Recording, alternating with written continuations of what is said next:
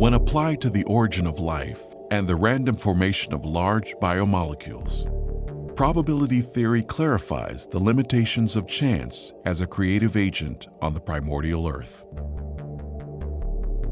For example, what are the odds a single protein could form exclusively through the blind interactions of chemistry? Our target is one smaller than average molecule made from 150 amino acids, each aligned to ensure a folded chain. Researchers have calculated that on the ancient Earth, the probability of success was 1 chance in 10 to the 164th power. That's one correctly sequenced protein chain for every 100 million trillion trillion trillion trillion trillion trillion trillion trillion trillion trillion trillion trillion trillion failed attempts. But despite these enormous odds, some theorists argue that given enough time, anything is possible. Okay, let's test the validity of this opinion. We'll begin by establishing an ideal environment for chemical evolution, an imaginary world that will provide chance with every opportunity to succeed. First, we stock the oceans to capacity with amino acids.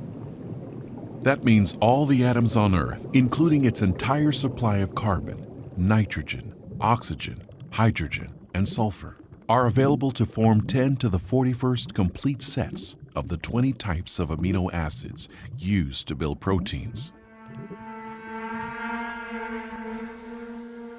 Then we'll alter the laws of nature to protect these building blocks from the destructive rays of ultraviolet light and chemical contamination in the primordial soup.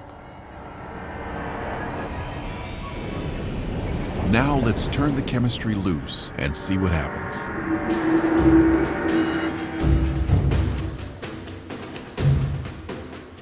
The amino acids start bonding furiously. In our experiment, an entire chain of 150 units self-assembles in only 1 second. Since all 20 types of amino acids are available, at the majority of sites, there is a 5% or 1 in 20 chance the correct molecule will align in the chain. If the sequencing is incorrect, the chain is immediately destroyed and a new assembly begins. Throughout the planet, 6,000 million billion trillion trillion attempts will take place every minute.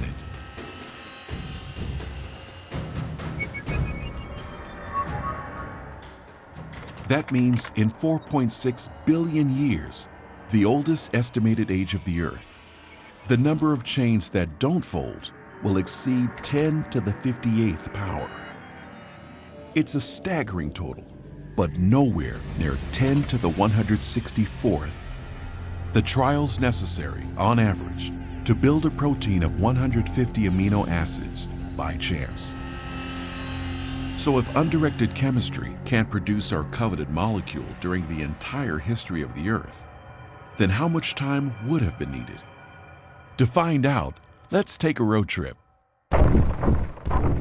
We'll start by erecting a bridge that spans the diameter of the observable universe, a distance of more than 90 billion light years. Then we'll place an amoeba on one end of the bridge. This single-celled organism will travel at the breakneck speed of 1 foot per year. It's off. While we wait for one protein to form by chance, the amoeba slides along for more than 5 billion years to cross the entire universe and then return. But this race is just getting started. The amoeba takes off again, successfully reaches the far side of the cosmos, then heads back home. Yet not even one functional protein is anywhere in sight. For the next trip, we'll add a payload. a single atom.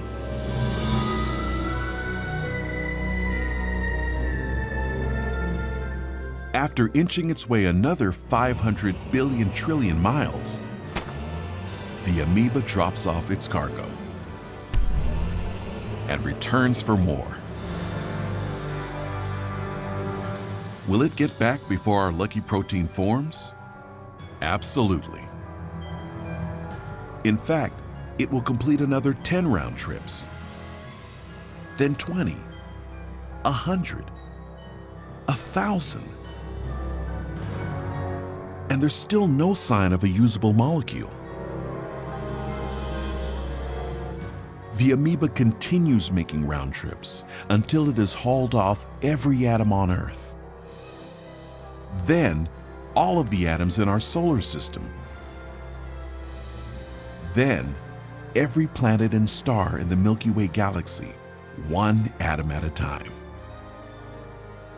In fact, as we wait for one protein to self-assemble, the amoeba has so much time that moving at just 1 foot a year and carrying 1 atom per round trip, it will transport the entire universe more than 56 million times. That's how long it would take for chance to build one functional protein. Now, suppose against all odds, chemical evolution produced our single functional protein. Would we have life? No. We'd have one protein, just a lifeless arrangement of amino acids. The simplest living cell we know has more than 300 different proteins. But proteins are only part of the story when you consider any actual cell. Remember, you're going to have carbohydrates, complex sugars, nucleic acids, DNA and RNA, lipids, a whole variety of different chemicals which jointly constitute the living state. Those bits and pieces all have to be brought into the same microenvironment at the same moment in time. Each chemical building block must then be assembled and organized into the network of molecular machines that will control every facet of life. If we can appreciate exactly how hard it is to produce one molecular machine using nothing except atoms and energy, we can see that there's a profound problem, because once you have one molecular machine, you don't have a living thing. These molecular machines need other molecular machines. And even if nature was capable of producing all the molecular machines necessary, that still wouldn't be enough. They have to all be together, all in this tiny little membrane-bound space that we call a cell. From my understanding of what it takes to make a cell, it has to happen all at once. You can't do it one bit at a time, because everything works together in a causal loop. The higher level of organization transcends the pieces. The spatial organization in the cell requires that molecules end up in the right place at the right time. The DNA is copied into RNA. The polymerase that does the copying has to find the right spot in the DNA to start copying. The RNA has to somehow hook up with ribosomes, which have to be in a particular place. And the proteins then that are made have to be going to a particular place. That's an awful lot to account for by random chance. The probability that you would get them in the same space at the same time becomes beyond unimaginable. And the probability that you would get them within a membrane enclosure, like a cell, is the next best thing to impossible.